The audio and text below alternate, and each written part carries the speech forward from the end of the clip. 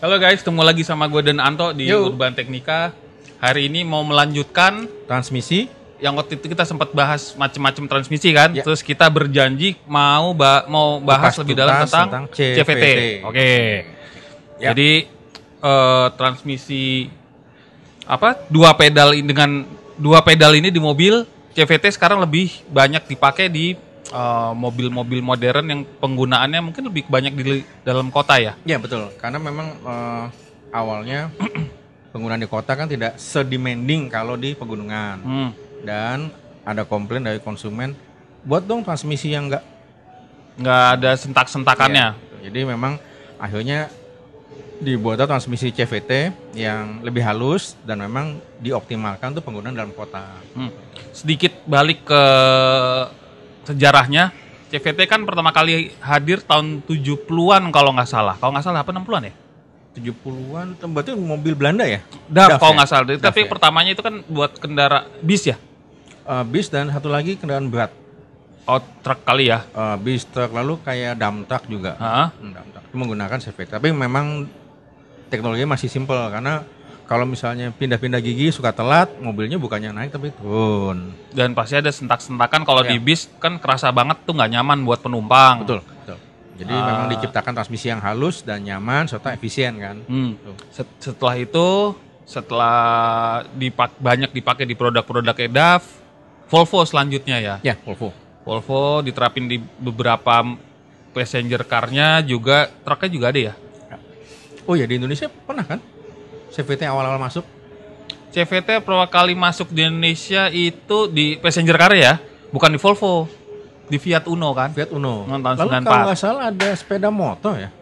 Ada pertama kali Vespa ya? Vespa Corsa tahun 92-an ya? 91 92 lah. Tapi waktu itu banyak kasus yang beltnya putus itu. Beltnya putus karena mungkin saat itu teknologinya belum se-advance sekarang, kemudian juga masih banyak bengkel atau mekanik yang belum terlalu paham dengan teknologi CVT itu. Tapi berjalannya waktu makin banyak mobil yang pakai transmisi CVT, jadi ya makin banyak alih teknologi pengenalan teknologi yang disampaikan mungkin sama prinsipal ke berbagai bengkel atau gimana. Oh iya, kalau balik ke pengalaman pakai Vespa CVT itu gue sama Denny tuh naik motor itu. Nggak ada larinya. Kalau boncengan makin parah dong. Iya, jadi waktu itu Denny kan 75 kilo, gue 90 gitu. Jadi Vespanya begini.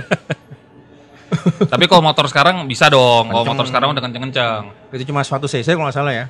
Itu cuma 125. 125. 125. Ya, ngeden lah waktu itu. Teknologi udah ketinggalan sekian puluh tahun yang lalu kan. Dan bodinya juga berat kan. Bodi Vespanya juga cukup berat gitu. Walaupun ramping ya, tapi berat. Nah, Oke. Terus sorry, balik lagi. Setelah Fiat Uno lalu di Honda Jazz Gen 1 Jazz, ya? ya. Yang Gen 1 itu yang bikin kayak mempopulerkan transmisi CVT di Indonesia ya. Kalau di luar negeri mungkin banyak. Walaupun memang waktu itu banyak kasus yang jebol karena salah oli kan. Salah oli. Mungkin mekaniknya, oh ini Matic, udah dikasih ATF. ATF Padahal biasa. Harusnya bukan ATF kan. Tapi CVT CVT oil. Ya. Oke, next ya. Ya. Kan kayak gini nih, Honda Jazz kayak gini kan kalau nggak salah. Iya betul. Sama ada pedal shift yang buat 7 speed kan? Ya itu step ya. Ya, bikin step. step. Gitu. Jadi memberikan sporty driving gitu kan. Nah, ini fisiknya secara simpelnya seperti ini, dia ada sebutnya apa ya? Puli variator ya. Puli yang bervariabel. Variabel Dan ini beltnya. Ini torque converternya kan. Ini pada dasarnya torque converter sama aja kayak mobil otomatis biasa. Ya, betul. Transmisi otomatis. Nah, ini puli yang bisa variabel besar kecilnya diameter ya. Ya betul, diameternya jadi menunjukkan rasionya kan sesuai dengan perbandingan besar dan kecilnya kan. Memang sih dulu penyakitnya di belt ini kan sering putus gitu kan. Tapi belakangan dengan kemajuan teknologi yang makin bagus, beltnya semakin tahan lama dan kuat. Sehingga boleh dibilang usia pakainya itu panjang. Untuk di kendaraan passenger car atau yang heavy use gitu kan ini pasti baja. Kalau motor kan karet ya? Belt biasa. Belt karet ya? Belt karet, rubber belt. Ya. Kalau di kendaraan yang bukan motor kayaknya udah mobil, baja semua ya? Steel belt ya. Steel belt. Cuma memang kalau salah dalam penggunaan, misalnya di abuse gitu kan, ya ngondoy juga lama-lama sih. Iya pasti ada apa namanya aus, Iya, tingkat betul. keausan karena ini variabel sih, nggak fix kayak gear kan. Ya kalau di transmisi matic kan di setting 1, 2, 3 berapa kan, fix rasio kan. Kalau ini kan enggak, tergantung kebutuhan, makanya infinite nih kan. Iya 1 sampai tidak terhingga. Betul. Nah. Oke, next ya. Ya ini sabuk baja kan? Ya, beltnya dari baja. Beltnya ini plat kopling setnya dalam sini berarti kan? Ya, ini kan bagian dari trans axle kan. Naik, dia bisa jadi gede, ininya mengecil, atau kebalikan, ini yang gede jadi ini yang Kecil. mengecil. Tergantung kebutuhan dan kondisi operasional dalam perjalanan. Nah, olinya sendiri kok bisa beda ya? Lucu banget. Oh, sorry. Ini sistematis kerjanya nih. Ya. Ini dari mesin Ke pulley drive sama driven. Nah, kemudian kalau kondisi low gear berarti kecepatan rendah. Kalau kecepatan tinggi, perbandingan gear rasionya, dalam arti perbandingan besar kecilnya pulley kan, antara pulley yang dari mesin dan pulley yang ke roda gitu kan. Oh ya, ini ke as roda berarti ya? Iya, ke as roda. Jadi yang dari mesin ke sini, lalu lewat belt, ini pulley yang menuju ke roda kan, as roda kan.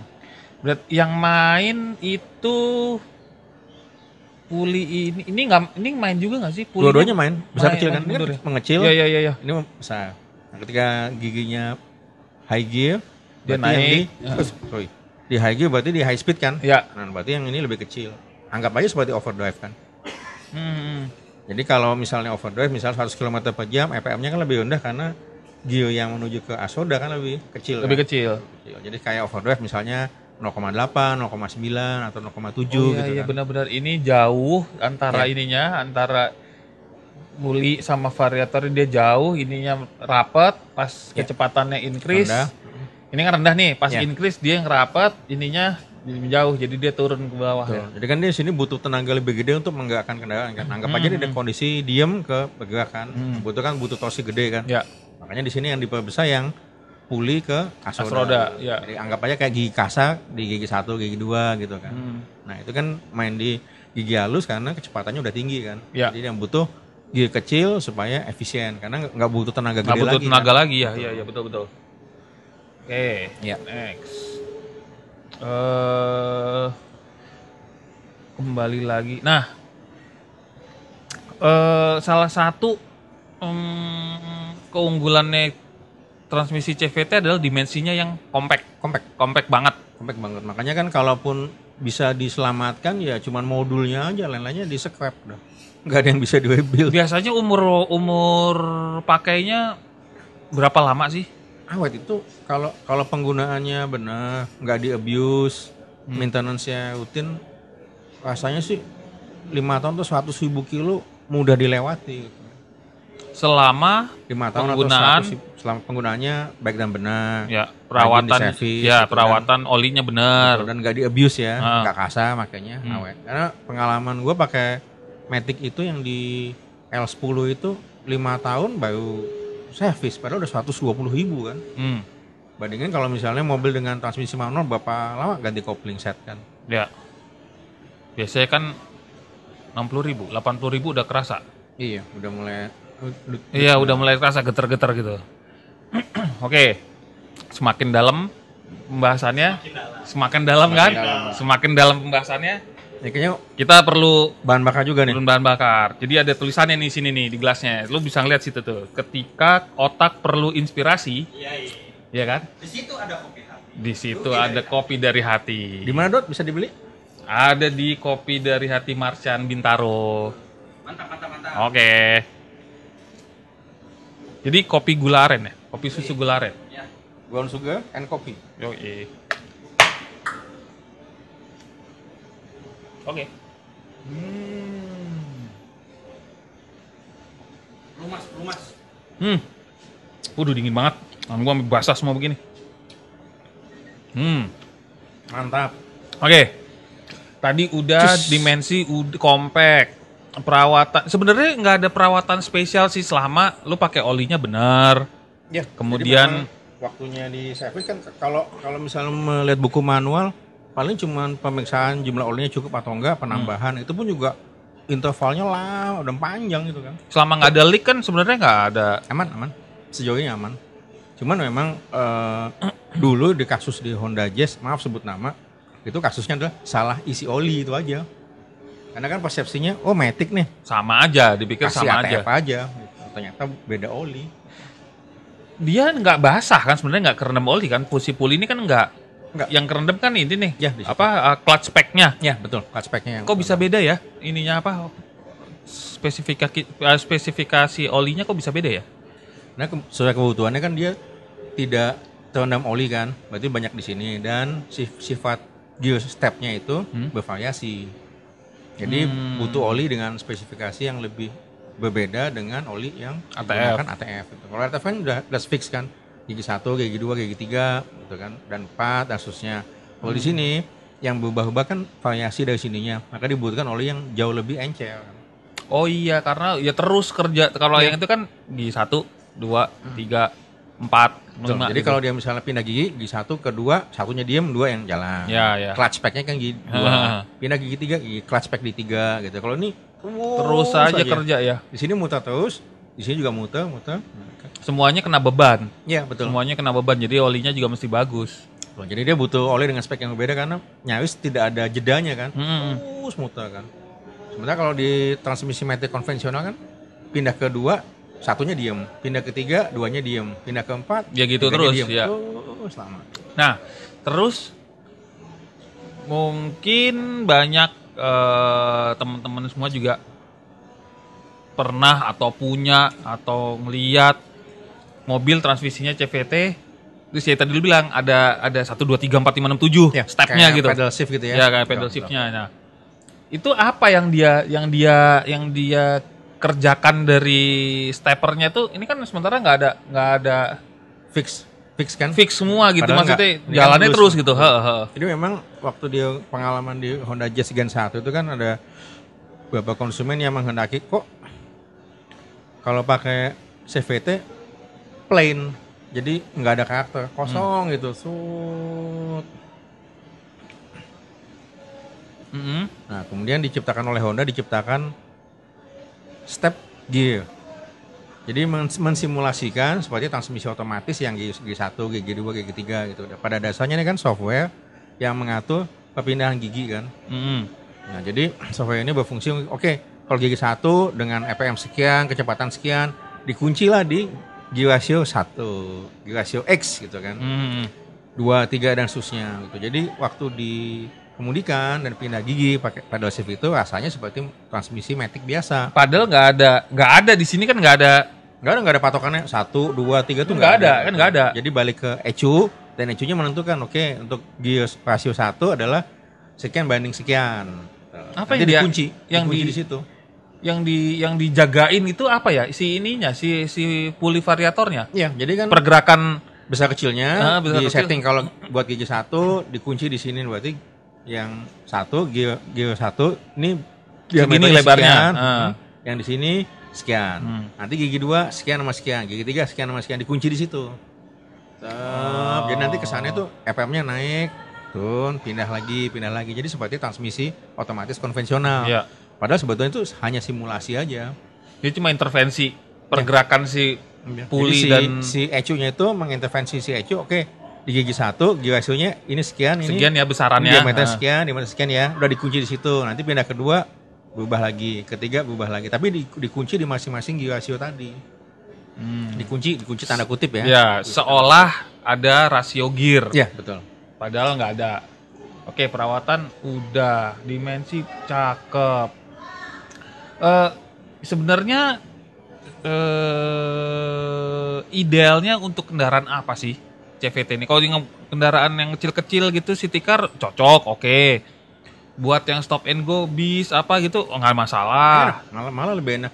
Gitu. Tapi memang selama ini berkembang persepsi bahwa CVT itu nggak kuat ditanjakan. Belakangan dengan teknologi yang semakin modern, CVT bisa digunakan di hampir semua mobil, gitu kan. Hampir semua mobil, mau mobil besar, kecil, bis truk, atau bahkan kayak seperti dump truck pun bisa dibuat. Jadi sebenarnya nggak ada batasan aplikasi. Iya. Apapun itu bisa dipakai itu. tentu juga harus ada ya apa ya bilangnya edukasi atau bukan edukasi ya sebenarnya knowledge-nya harus lebih memahami kalau ini transmisi beda sama otomatis ya, kalau sama manual kan beda. Konvensional. Jadi nggak sekedar masuk di D glinding, nggak gitu aja gitu. Jadi perlakuannya juga beda, kemudian perawatannya juga mungkin ya sedikit beda-beda dikit lah, itu kan lebih ke olinya lah. Iya betul, lebih ke olinya. Makanya kan karena banyak kelebihan yang ditawarkan, makanya Daihatsu Xenia dan Toyota Avanza yang gen yang terbaru, sekarang gen 3 akhirnya pakai CVT. CVT semua. Begitu juga Expander kan. Cuman memang menjawab keluhan konsumen bahwa ini karakternya dingin karena cuma ngung. Nah, dibuat lagi tipe CVT-nya yang disebut D, CVT, Direct CVT. Jadi memberikan akselerasi yang responsif sama seperti transmisi matic. Jadi nggak ada rubber band effect. Meminimalisir mungkin ya. Kalau gua nggak tahu sih bisa hilang sepenuhnya atau enggak. Tapi feelingnya itu nggak seperti CVT yang cuma iya gitu aja cuma plain gitu aja gitu. Nah sekarang lebih terasa lebih agresif, lebih responsif dibanding CVT yang konvensional pada umumnya. Jadi itu semuanya permainan di ECU dan engine management system gitu. Jadi membuat transmisi ini mampu bereaksi lebih cepat terhadap setiap input pedal gas, setiap input pengemudi.